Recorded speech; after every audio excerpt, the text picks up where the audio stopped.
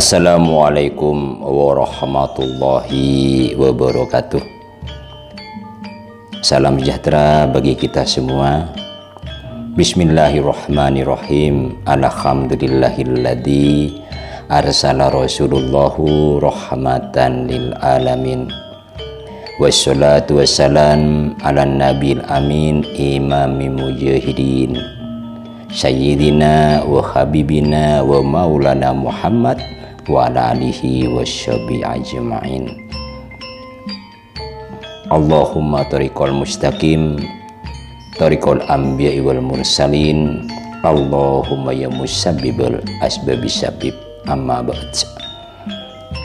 Saudaraku sebangsa dan setanah air yang dimuliakan oleh Allah Subhanahu wa ta'ala, sesuai dengan prosesi penciptaan serta upaya-upaya ibadah yang sudah dilakukan, begitu juga dengan saudara-saudara kita di luar Islam.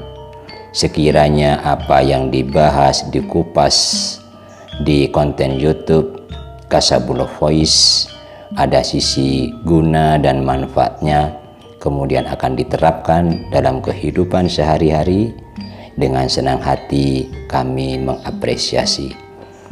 Salam santun dari Lembaga Dzikir Istiqomah Kasabullah Indonesia, dengan iringan doa hari ini lebih baik dibanding hari kemarin dan hari esok lebih baik dibanding hari ini. Saudaraku sekalian yang berbahagia, walaupun tidak sebahagia yang diucapkan, karena hampir setiap siapapun, bukan hanya di Indonesia tetapi seluruh penduduk di dunia dikatakan bahagia, mungkin kita keterlaluan, karena semuanya dalam kehidupan mencekam, dibayang-bayangi ancaman virus corona atau COVID-19. Kondisi semacam inilah yang membuat kita tidak bisa berpikir dengan jernih, tidak bisa berpikir dengan taktis, karena mindset kita dari bangun tidur hingga berangkat tidur selalu disesaki dengan rasa kecemasan, rasa kekhawatiran, rasa ketakutan, baik untuk dirinya sendiri, untuk keluarga kita. Bagaimana virus-virus itu tidak sampai menjangkiti keluarga kita? Akibat hanya berpikir pada satu kecemasan, akhirnya hal-hal yang berhikmah itu tidak bisa kita ambil dengan seksama, padahal Allah Subhanahu wa ta'ala memberikan semacam keyakinan kepada kita, innamal al yusri yusron, bahwa di balik setiap kesulitan itu ada kemudahan-kemudahan yang bisa menjadikan kita lebih baik dibanding belum ada kesulitan-kesulitan, belum ada ujian, belum ada cobaan, bahkan belum ada azab dari Allah Subhanahu wa ta'ala. Dengan mengambil hikmah dari apa yang sudah Allah sebutkan tadi, maka sesungguhnya virus corona itu merupakan salah satu jawaban bagi doa-doa kita yang senantiasa dipanjatkan di pagi hari, siang hari, petang hari, yang Allah kabulkan melalui virus corona. Di antaranya doa-doa yang sering kita panjatkan adalah ketika punya pasangan, suami atau istri yang tidak pernah ada di rumah, yang tidak pernah perhatian, yang tidak setia, yang tidak bertanggung jawab, punya anak yang durhaka, tidak bisa diatur, selalu ada di jalanan. Dengan adanya virus-virus ini, akhirnya Allah kabulkan. Yang punya suami kelayapan, yang punya istri sering melakukan kegiatan di luar tanggung jawabnya sebagai ibu, yang mempunyai anak berkeliaran di jalan, semuanya dihimpun dalam satu rumah. Itulah doa-doa yang dikabulkan oleh Allah Subhanahu wa ta'ala. Namun kita tidak menyadarinya. yang terbaca adalah bahwa virus-virus itu merupakan suatu ancaman yang membuat kita tidak bisa berpikir konkret. Kemudian virus itu sudah kita ketahui bahwa akan menjangkiti kita apabila ada kontak secara langsung. Ini sebenarnya ilmu yang sangat luar biasa kalau kita mau mentafakurinya. Kalau yang buruk-buruk, katakan virus itu bisa menjangkiti kita karena ada kontak langsung, lalu mengapa kita tidak berpikir bahwa hal-hal yang baik yang ada pada diri seseorang, dan apabila kita melakukan kontak, pastilah kebaikan-kebaikan itu akan juga menular kepada kita. Nah, ini kalau kita mau mengkaji lebih jauh, kalau virus itu bisa menjangkiti kita karena ada kontak langsung, maka mengapa kita tidak berpikir bahwa pada diri manusia yang mempunyai nilai-nilai lebih sebagai insan azabi, sebagai insan yang bisa memberikan pencerahan di dalam kehidupannya yang belum terarah untuk berbakti kepada Allah, mengabdi kepada masyarakat, dan menebarkan kasih sayang kepada makhluk-makhluk yang lain. Apakah yang semacam ini hanya mengada-ngada? Kita menghimbau agar menempel, agar berkontak langsung dengan orang-orang yang adabi. Apakah orang itu kita sebut ulama? Apakah orang itu kita sebut kiai? Apakah orang itu kita sebut sufi? Itu hanya istilah-istilah. Tetapi yang nyata pada diri manusia itu ada energi positif yang bisa menular kepada kita apabila kita melakukan kontak langsung. Katakan mereka-mereka yang disebut itu adalah kiai, sedangkan kita karena menimba ilmu bisa disebut santri. Maka santri-santri itu nanti akan ditulari tentang nilai-nilai kebaikan. Hal ini sejalan dengan apa yang Allah sampaikan di dalam surat Al-Kahfi ayat 28. A'udzu billahi minasyaitonir rajim. Bismillahirrahmanirrahim.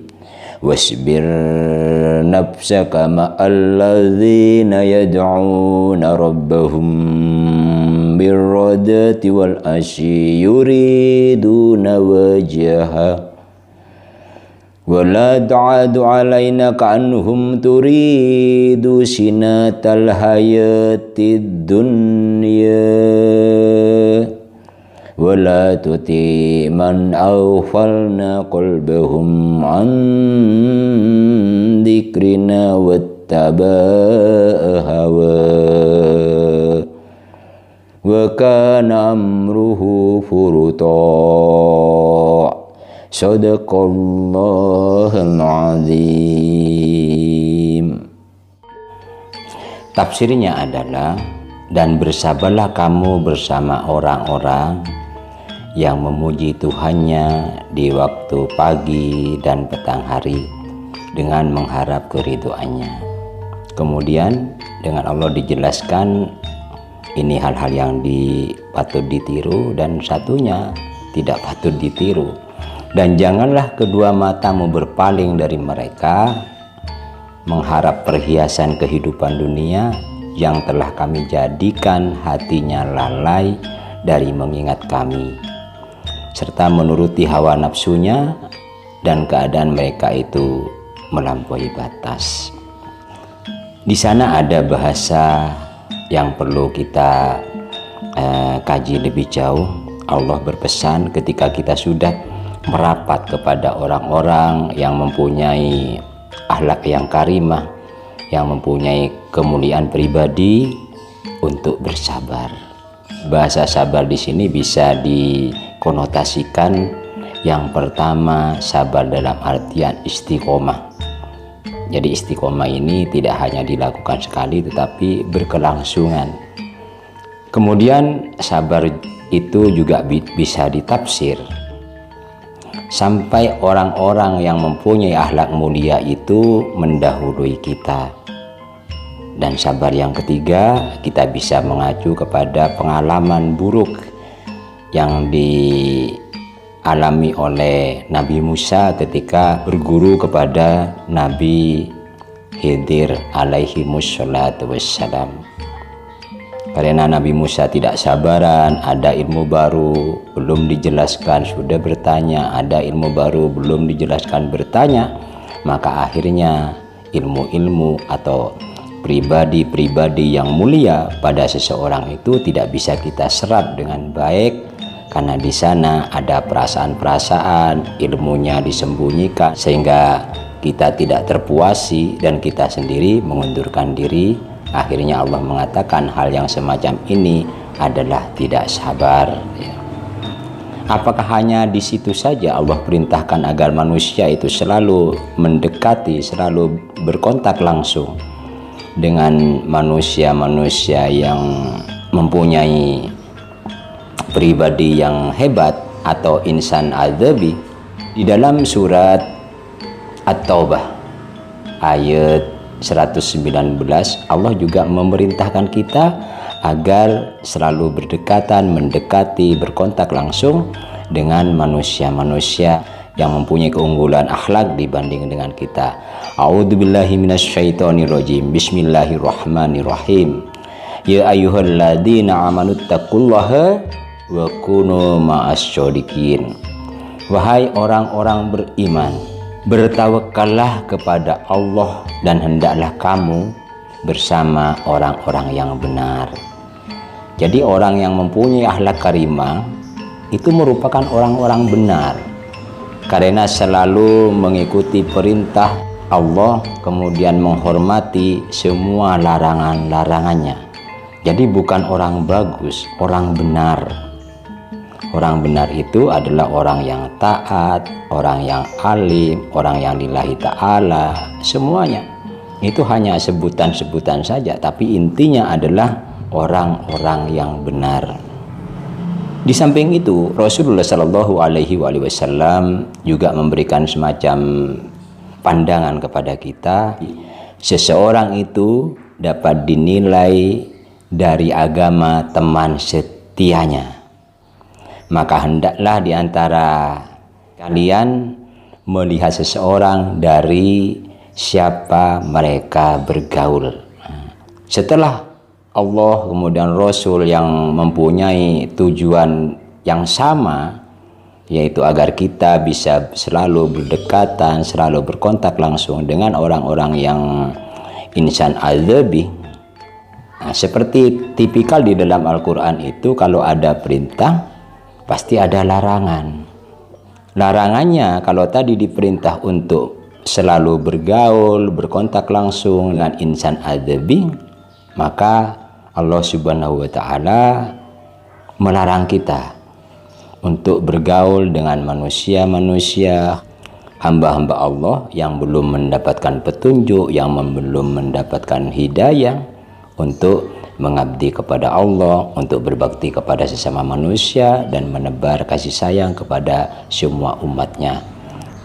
Sebagaimana dalam surat Al-Hud ayat 113, dan janganlah kamu condong kepada orang-orang yang zalim, menyebabkan kamu disentuh oleh api neraka.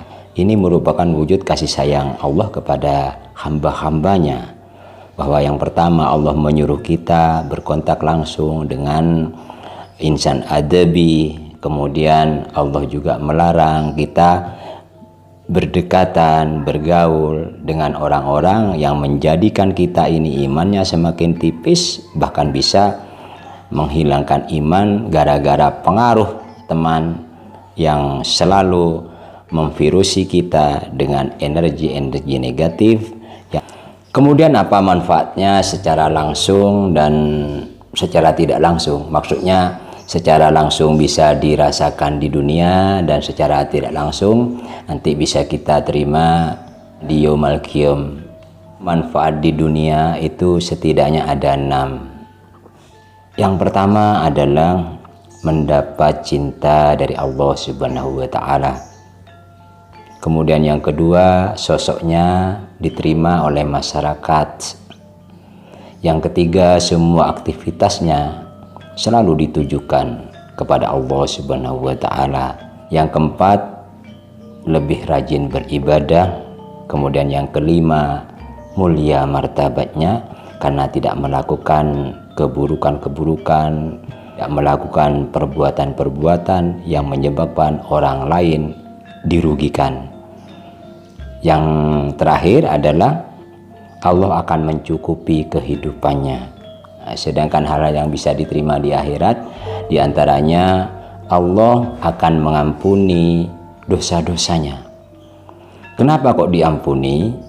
Karena seandainya kita tetap bergaul dengan orang-orang yang akhlaknya buruk, maka setiap saatnya kita selalu menghimpun dosa-dosa. Tetapi ketika kita sudah melakukan kontak, selalu bergaul dengan orang-orang, dengan insan adabi, maka orang itu akan melakukan kegiatan-kegiatan yang bernilai mulia, yang bernilai ibadah, yang bernilai amal soleh. Kemudian manfaat yang lain, Allah akan mengumpulkan dengan sahabat-sahabatnya yang insan adabi itu, sekalipun nilai-nilai ibadah yang dihimpun tidak sama. Jadi yang dimaksud Allah akan mengumpulkan dengan sahabat-sahabatnya yang insan adabi itu, sekalipun amal ibadahnya tidak sama. Itulah keistimewaan-keistimewaan ketika kita membangun pertemanan, membangun kontak dengan orang-orang yang mempunyai akhlak karimah, dengan insan adabi. Dan yang terakhir tentunya Allah akan memperkenankan kita masuk ke surganya Allah Subhanahu wa Ta'ala. Jadi itulah sisi-sisi manfaat dari adanya virus corona yang bisa kita petik, yang bisa kita ambil hikmahnya, sehingga kita berharap agar momentum dari virus corona ini boleh berlalu, virus-virusnya, tetapi nilai-nilai unggulnya kita pertahankan. Di antaranya ada semacam menjaga kebersihan. Yang kedua, kita tidak perlu melakukan kegiatan-kegiatan yang tidak mempunyai nilai ibadah sama sekali, misalnya kungku-kungku atau cangkruan di tempat-tempat umum.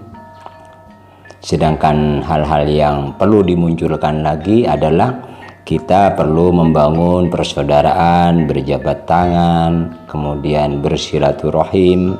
Jangan kemudian kita terbiasa atau dibiasakan dengan adanya pandemi corona ini, akhirnya kita tidak bersalaman, kita tidak sering beranjang sana, membangun silaturahmi dengan keluarga.